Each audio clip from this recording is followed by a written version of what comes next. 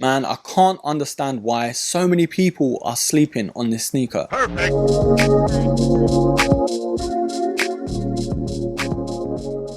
Hello there broskies, Erkin back here with another review for you guys. And this was one I was waiting all year for. We are indeed having a look at the Nike Dunk Fragment Beijing.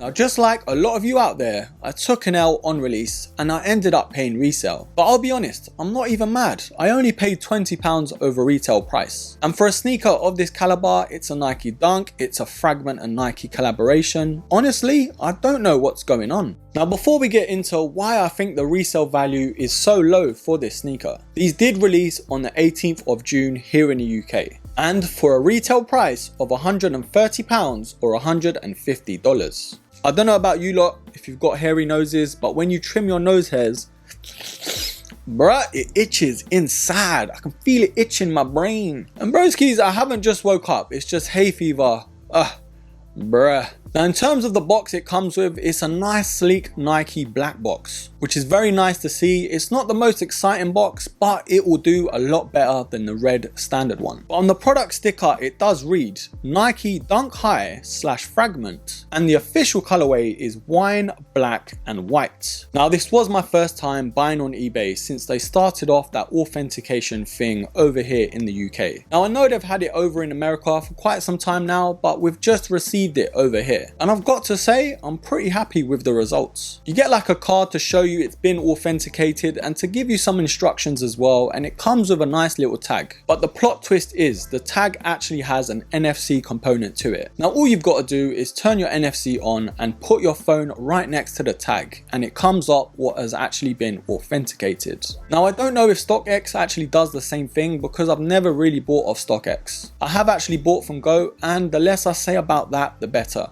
But anyways, back to this review, and I am so happy I picked these bad boys up. I genuinely think the resale value will go up over time, especially when the rest of the city pack does get unveiled. And speaking of the city pack, these did actually release back in 2010, and it was part of a free sneaker pack. There were of course the Londons, the New Yorks, and this silhouette, the Beijings. And what I didn't really like about that pack was they were inverted in terms of the colors. So the left shoe was different to the right shoe in terms of the color blocking. And there are a lot of people that like this pack, and for example the What the packs as well, but they're just not for me. I can appreciate the collaborations, but I guess I don't have enough sauce to pull them off. But now we've got that all out of the way, if you are thinking about buying these at resale price, you are thinking about the sizing, aren't you? And they were actually a true to size fit. So if you bought any Jordan 1s in the past or any other normal Dunks and not the SBs, then I would say stick to that sizing, because even though this is a collaborative sneaker, there isn't really much change in that department. So I'll repeat it, these are a true to size fit. Now, I've had a few collaborations now with Nike and Fragment, and they are very, very sought after. In particular, that Jordan 1, wow. The resale value on that is just crazy. The one I'm really upset I didn't get at the time was the Jordan 3s. Those just look so clean. But once I missed out on release, the prices just shot up and I had to just block it out. I weren't going to pay that money. So that's why I was so adamant I picked these up, even if it was just over retail. So I've sung the praises of this sneaker so much already. But let's take an even closer look. So in terms of how this sneaker is set up, it is pretty standard overall. But in terms of the color blocking, we've got this nice shade of purple / wine that Nike are calling it, which does cover the toe box, the mid panels, and of course at the back where the heel counter sits. And as you can tell, the overlays are of course in this black leather material. Now there were so many complaints overall in terms of the leather quality, but for me, I can't really complain. Now the perfect analogy I can give you in terms of the leather quality, it is a mixture between last year's 2020 dunks versus this year's 2021 dunks. It's sort of in the middle. It's not the most premium leather feel, but it's also not the most plastic feel either. These feel so much better than the Vast Greys and the Hyper Cobalts I purchased this year, but also not on par with the Michigans of last year. Now these only come with one set of black laces, and the tongue is of this nylon texture, with that purple Nike branding on top of that black tab. Now inside of the sock liner, it is of course black in this cotton feel, and on top of this black insole we have that Fragment branding too. Now one thing I do really like is that stamp of approval with the Fragment branding or logo, which is stamped on the lateral side towards the back near the heel counter, and I just love the look of it. But moving on to the midsole, again we've got that Fragment branding too, which is basically the style code and what it's actually called, but it does read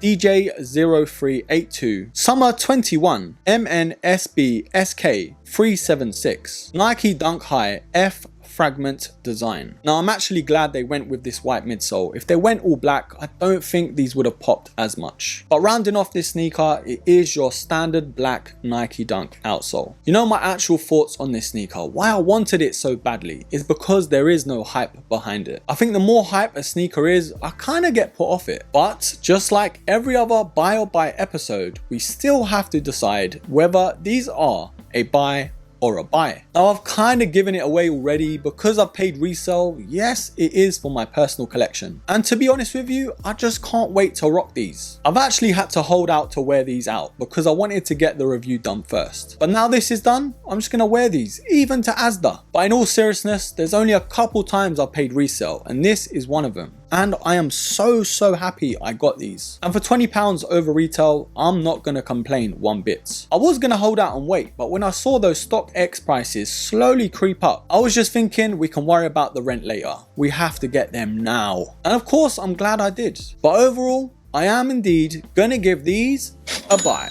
But broskies, what do you think about the Nike Dunk High Fragment Beijing? Is it on the same level as some other Nike and Fragment collaborations, such as the Jordan 3s, the Jordan 1s, and so on? Or is this an absolute miss? Leave it all down below and I will be pinning the best comments. Anyways broskies, if you watched this far, then comment down below broski. And of course, don't forget to hit me up on Instagram as well, because I am most active on there. But don't forget to like, subscribe, comment, and share. And of course, till the next episode, take care.